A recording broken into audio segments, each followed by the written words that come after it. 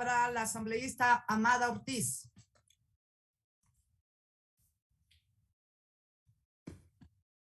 Muy buenas tardes, señora presidenta. Buenas tardes, compañeros asambleístas ecuatorianos. Gracias por concederme la palabra. Aprovecho un minuto para desearle a usted, señora presidenta, y a todos mis compañeros un feliz año. Un año lleno de trabajo legislativo con honestidad, compromiso y responsabilidad. Señora presidenta y compañeros asambleístas, inicio mi intervención indicando que este es uno de los proyectos que realmente amerita y motiva a intervenir. Lejos de ese ánimo de quererse ofender los unos a los otros, este nos ha concentrado a dar propuestas.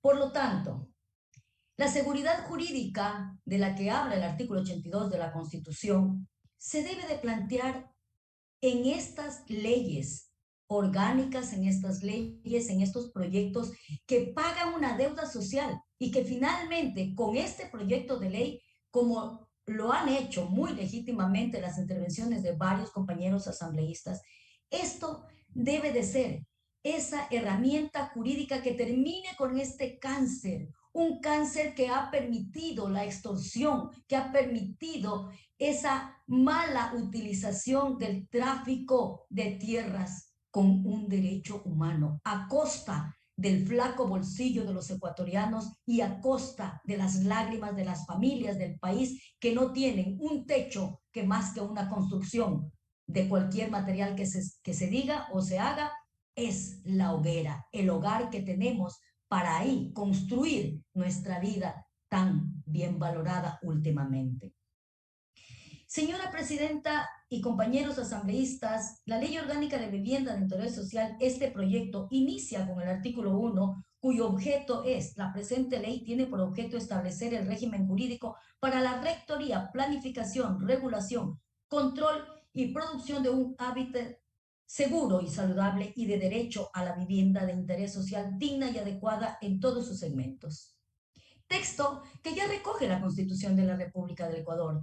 Texto que ya le da la competencia a los gobiernos autónomos descentralizados en todos los niveles, especialmente al gobierno municipal, para que regule el uso del suelo en el cantón. El 264 de la Constitución es muy clara y el 57 del COTAD así lo establece como facultades exclusivas del gobierno municipal. Sin embargo, la base legal que nosotros ya la teníamos desde la Constitución de 1967 y que la Constitución del 2008 hace más efectivo este derecho, más cercano. Habían pasado 54 años de los que estamos hablando de vivienda social, que el 30 de la Constitución no distingue condición social, no habla de los pobres, no habla de ese grupo que parece que al decirlo es tan distante a nosotros. Los pobres, los más vulnerables, los excluidos. ¿De dónde acá? La vivienda social no distingue nada, ni nivel económico, ni nivel social. Es un derecho humano, un derecho constitucional, un derecho legal. Por lo tanto, debe de ser un derecho que amerite y faculte tener esa vivienda adecuada, que la misma Constitución considera lo adecuado como al menos tener los servicios básicos. Pero la seguridad jurídica empieza por dar la dignidad. Pero aún vemos gobiernos municipales con una constitución, con un COTAD que no permite políticas públicas que finalmente otorguen la escritura a quienes poseen un lote de terreno, sea en la zona urbana o sea en la zona rural.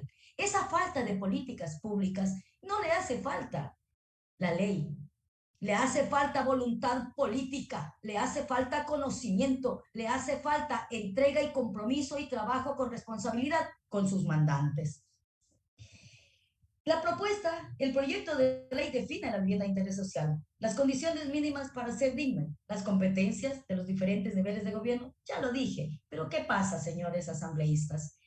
Sin escrituras, sin servicios básicos, aún se exige, ojo, aún se exige el certificado de ser socio de una cooperativa, de una lotización, para darle autorización para obtener su medidor de servicio de energía eléctrica. Se les dice que hay lotes vacíos, que por qué no construyen. ¿Saben por qué no construyen? Porque dentro de la regulación municipal se exige el permiso de construcción, pero para obtener este permiso de construcción se exige tener la escritura. ¿Dónde está la política pública de interés social que otorga escrituras? Las escrituras que permiten tener otros derechos como los famosos préstamos del Midubi.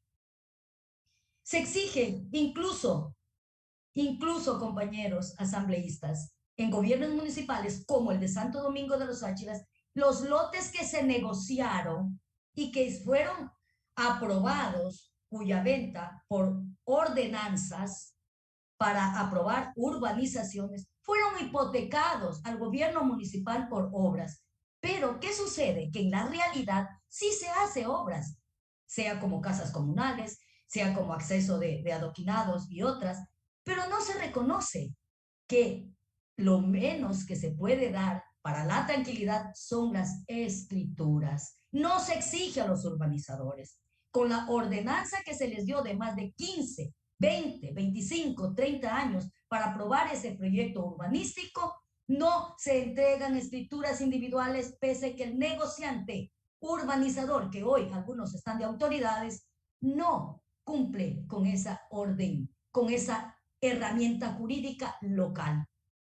Insisto, por falta de ley, no lo es. Además, que esos lotes hipotecados por obra que debe de hacer el negociante de la tierra, ya fenecieron, con más de 30 años lotes hipotecados. Más de 13,000 lotes en mi provincia hipotecados por obra pública al gobierno municipal, dejando la intranquilidad al posesionario, al que pagó, al que hizo uso de sus pocos recursos para dar la cuota, incluso para las diferentes actividades políticas y mingas en el sentido de que jamás se han hecho para limpiar lotes, pero que ahí siguen. ¿Cómo se paga esa deuda social? Es con este proyecto de ley, que valga la oportunidad. Felicito la buena voluntad, todo el esfuerzo que han hecho, pero aquí, con los aportes que nosotros estamos dando, que sean recogidos estos, obviamente los vamos a presentar, todos los hemos dicho por escrito como manda la ley. Esta propuesta también crea la modalidad de arrendamiento social como opción de compra destinada para las personas por sus ingresos económicos que no son sujetos de crédito. Un artículo muy importante que está en el 57 y otros. También esta propuesta dota al Estado de nuevas herramientas, como Banco de Suelo para Vivienda de Interés Social, Política de Vivienda Social, promueve el hábitat y la vivienda en comunas, comunidades, pueblos y nacionalidades. ¿Sin servicios básicos? ¿Vivienda digna sin servicios básicos? ¿Qué hacer?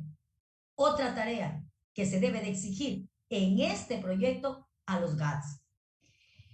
Me preocupa el artículo 31, que considero tomar en cuenta, el subsidio para la vivienda de interés social. Se establece un subsidio que consista en un aporte estatal en dinero o en especie total o parcial, otorgado a la beneficiario o beneficiario con el objeto de facilitarlo. Me recuerda Casa para Todos. ¿Les recuerda a ustedes? Casa para Todos. Todos los que se inscribieron fueron, ¿qué? Decepcionados. Más decepción. ¿De dónde se va a sacar ese dinero? Se lo debe también de decir en este proyecto de ley. Cuidado cae en la demagogia. Cuidado cae en esa política politiquera de ofertas de campaña de quienes ya están haciendo sus cálculos para decir que van a hacer cumplimiento y que van a apoyar este artículo y este proyecto. Cuidado, ¿de dónde se va a sacar el dinero? Y Casa para Todos sigue siendo el engaño para todos. El artículo 21, suelo para vivienda.